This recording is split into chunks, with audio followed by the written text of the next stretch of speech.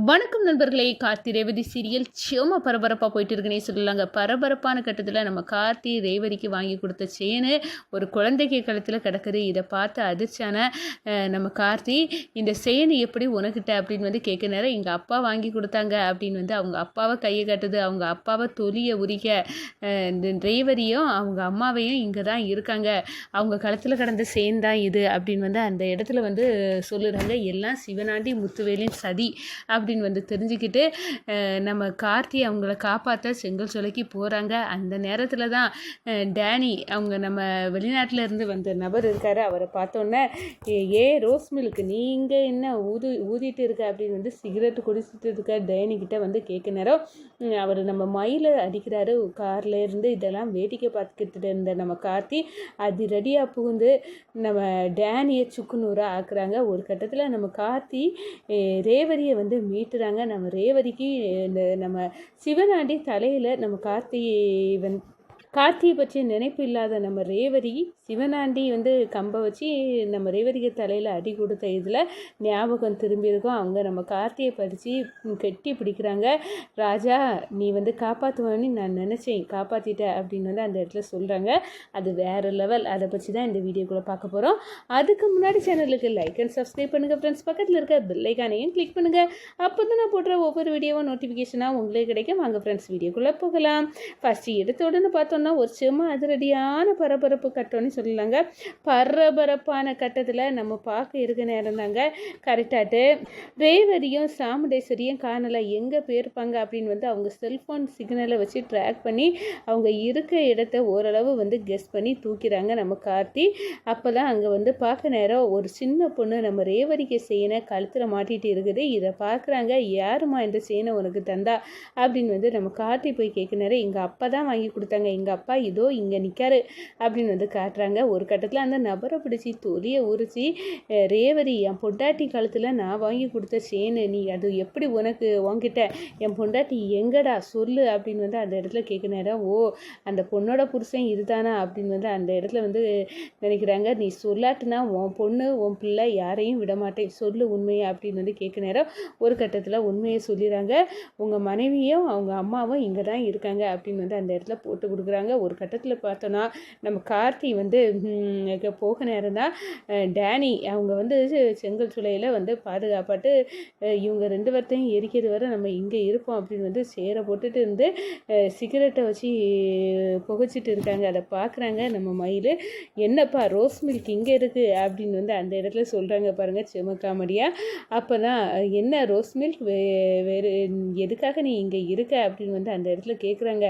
அப்போ தான் வந்து நம்ம வெளிநாட்டுக்கார டேனி வந்து சொல்கிறாங்க, என்ன எதுக்காக நீங்கள் இப்போ வந்தியோ அப்படின்னு வந்து கேட்க நேரம் இந்த பாரு ரேவதி எங்கடா ரோஸ் மில்க் அப்படின்னு வந்து கேட்க நேரம் நம்ம மயிலுக்கு ஒன்று கொடுக்குறாங்க டேனி. ஆனால் நம்ம கார்த்தி பார்த்துக்கிட்டு அதிரடியாக இந்த வெளிநாட்டுக்காரரை இறக்கி வந்து இந்த சிவனாண்டியை சரி பண்ணியிருக்கான் அப்படின்னு வந்து தெரிஞ்சுக்கிட்டு அவரை சுக்கு நோராக அடித்து துவைக்கிறாங்க. எங்கே ரேவதி அப்படின்னு வந்து பார்க்க நேரம் ஒரு கட்டத்தில் தீ போட ரெடியாக வந்து செங்கல் சோலைக்கு வைக்க இருந்தவங்க எல்லாத்தையும் நீக்கிக்கிட்டு நம்ம பார்க்காங்க. நம்ம ரேவதியும் சாமுண்டேஸ்வரியும் உள்ளுக சுயநினைவு இல்லாமல் இருக்காங்க. அவங்கள தண்ணி தொளிச்சு அவங்கள முழிக்க வைக்கிறாங்க. நம்ம ரேவதி வந்து கார்த்தியை பார்த்ததும், ராஜா நீ எங்களை காப்பாற்றிட்டல, நீ வருவேன்னு எனக்கு தெரியும் ராஜா அப்படின்னு வந்து அந்த இடத்துல கெட்டி பிடிக்கிறாங்க. அவங்க அம்மா சாமுண்டேஸ்வரியை பார்த்து, இந்த பாத்தியம்மா கார்த்திக்கு என் மேலே எவ்வளோ பாசம் இருந்தா அவர் வந்து என்னை காப்பாற்றிருக்காரு, நீயும் புரிஞ்சிக்க, நம்ம குடும்பத்துக்கு நல்லது தான் இவர் சொல்ல போனால் நம்ம குடும்பத்துக்கு காவல் தெய்வமா அப்படின்னு வந்து நம்ம கார்த்தியை பார்த்து சொல்கிறாங்க. நம்ம கார்த்தியை அரண்டு போய் நிற்கிறாங்க. நான் கும்பிட்ட தெய்வம் வந்து கைவிடலை, என் ரேவதிக்கு பழைய ஞாபகம் எல்லாம் வந்துச்சு, இது போதும் அப்படின்னு வந்து சந்தோஷத்தில் அப்படியே உச்சி குளிர்ந்துட்டாங்கன்னு சொல்லலாம். இந்த சைடு பார்த்தோன்னா சாமுண்டேஸ்வரிக்கு வயிற்றுல புளியை கரைச்சி ஊற்றுன கணங்க இருக்குது. என்னென்னமோ பண்ணி இந்த டிரைவர் பெயரில் வந்து என் பொண்ணுக்கிட்ட இருந்து பிரித்து வச்சிடலாம், மருத்துவ கல்யாணம் பண்ணி வச்சிடலாம் அப்படின்னு எல்லாம் ஸ்கெட்சு போட்டேன்.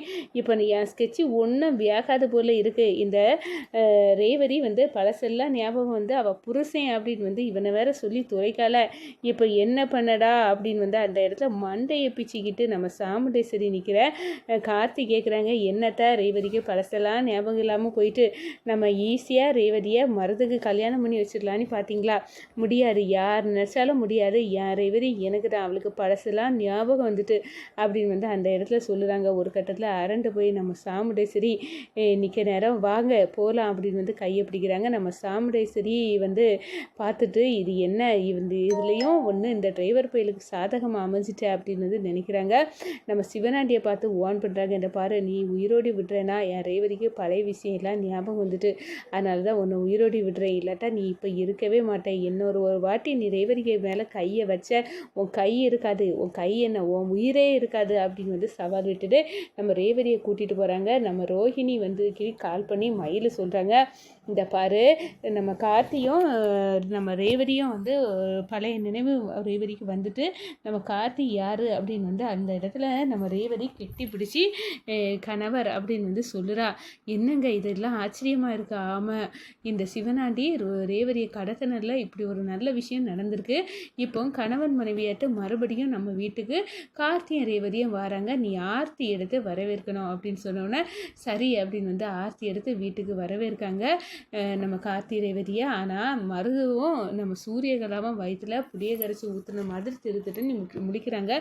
என்ன பார்க்குறீங்க, புருஷ முண்டாட்டி தான் ஒன்று சேர்ந்தாச்சு, இனி உனக்கு என்ன வேலைடா, நீ இங்கேருந்து ஓடு அப்படின்னு வந்து அந்த இடத்துல பெட்டி படுக்கைகளை சுருட்டிக்கிட்டு நம்ம மருதுவையும் சூரியகலாவையும் விரட்டுறாங்க. யாருமா இவங்க, நம்ம வீட்டில் எதுக்காக தங்கி நிற்கிறாங்க அப்படின்னு ஒரு கேள்வி நம்ம ரேவதி வந்து போடுறாங்க பாருங்க. அதில் அப்படியே அதிர்ச்சியாக நிற்கிறாங்க நம்ம சாமுண்டேஸ்வரி. நம்ம கார்த்தி பார்த்து நக்கலாக சிரிக்கிறாங்க. அதோட பார்த்தோன்னா நம்ம சாமுண்டேஸ்வரி இது நம்ம தூரத்து சொந்தம், ஒரு விஷயத்துக்காக இங்கே வந்தாங்க, இப்போ அந்த விஷயம் முடிஞ்சு போச்சு, அதான் இங்கேருந்து கிளம்புறாங்க. அப்படியாம்மா அப்படின்னு வந்து அந்த இடத்துல வந்து கேட்குறாங்க. நம்ம மருதுவும் சூரியகாலமும் வேறு வழி இல்லை, இனி இங்கே இருந்தால் பிரோஜனம் இல்லை, நம்மளையே யாருன்னு கேட்குறா இந்த ரேவதி அப்படின்னு வந்து அந்த இடத்துல வந்து தள்ளுதறிக்க ஓட்டம் பிடிக்கிறாங்க. இந்த சைடு பார்த்தோன்னா நம்ம சாமுண்டேஸ்வரி நம்ம நினச்சது ஒன்று நடந்தது ஒன்று, இந்த ரேவதிக்கு பழசெல்லாம் ஞாபகம் வந்துட்டு இது எப்படி வந்துட்டு இந்த சிவனாண்டி தலையில் அடித்த அடியில் ரேவதிக்கு பழசு ஞாபகம் வந்துட்டு. ஆனால் இதில் நம்மளுக்கு கெட்ட விஷயம் என்னென்னா நம்ம ரேவதிக்கு வேறு மாப்பிள்ளையை பார்த்து கெட்டி வச்சிடலான்னு நினச்சோம், ஆனால் எல்லாமே கைவிட்டு போகுதே அப்படின்னு வந்து அந்த இடத்துல வந்து பேரஞ்சு கணக்காக நிற்கிறாங்க நம்ம ராஜராஜா.